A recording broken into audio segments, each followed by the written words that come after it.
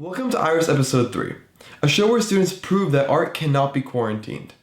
My name is Nepal Arslan, and today we cover the controversial Joker.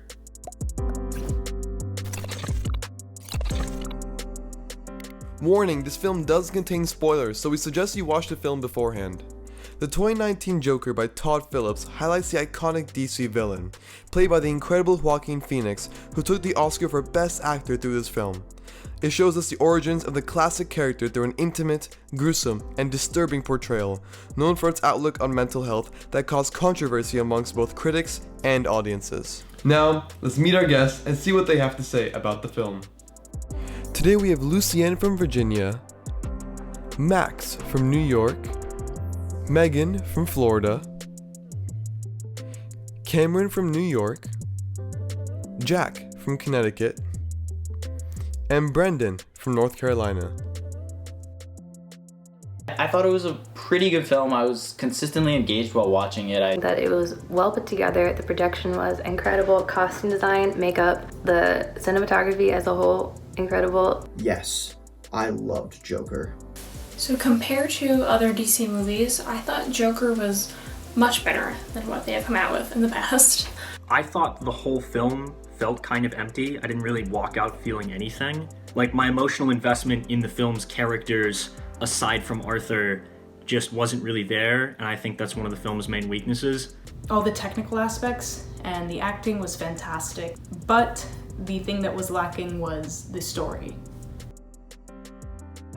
Overall, it made me feel on edge the entire time because when you're watching it, you don't know what's going to happen next. You don't know what's going to unfold. What is he going to do? It really makes you feel for the people who just go through so much stuff on a day-to-day basis that we take for granted. It was very unsettling. I was very anxious the whole time.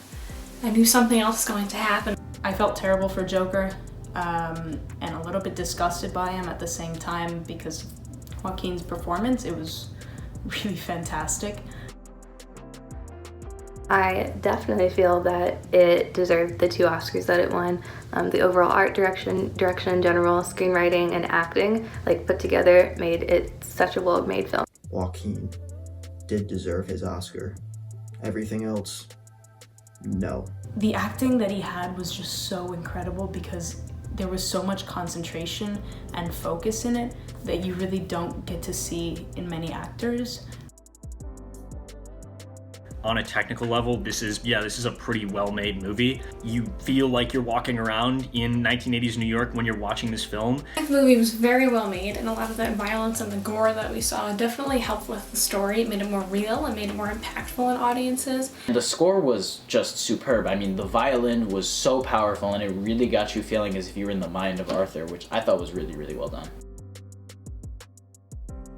The final confrontation scene, just because of the weird amount of tension between Arthur and the little guy after, he kills his coworker, and then you're wondering whether or not he's actually gonna kill the little man, and then he doesn't end up killing him, but it's just this weird tension that you feel in the scene because you feel like he could do it, you can feel like he couldn't, and there's also just a weird degree of humor there. After Arthur kills the 3 men on the subway, and he goes into the bathroom, and instinctively he starts to dance.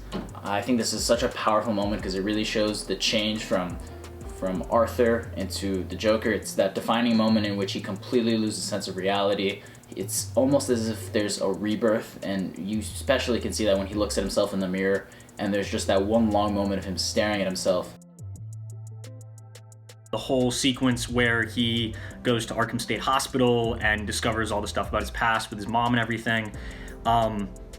That's all really well done. I just think that the last 30 to 40 minutes of this film completely destroy all goodwill because it takes this really nuanced portrayal of someone who's been marginalized by the system. The film really makes you feel as if people with mental illnesses are on the verge of a breakdown or just one bad day away from causing some kind of mass terrorist attack even.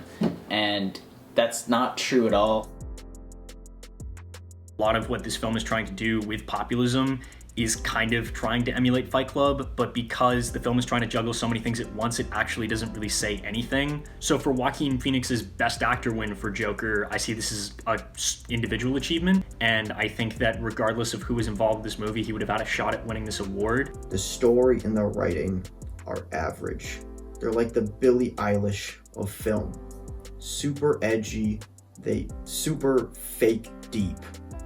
But at the end of the day, not that bad. The story itself, they kind of switched up Joker on us, because if you follow the DC universe, Joker tends to be more intelligent. He outsmarts Batman. He outsmarts all of his enemies. So this Arthur that we saw, I feel they dumbed him down a lot. What is it adapting? Batman, The Killing Joke, which is another origin story for Joker. However, it's a completely different take on it. I would rate this film an 8 out of 10. I would give Joker a light 8 out of 10. So my rating for the film is an 8.7. It's a 10 out of 10. I would overall rate the Joker probably a 6 out of 10. So I would give Joker a 6 to a 6.5 out of 10. The average score for Joker was a 7.7.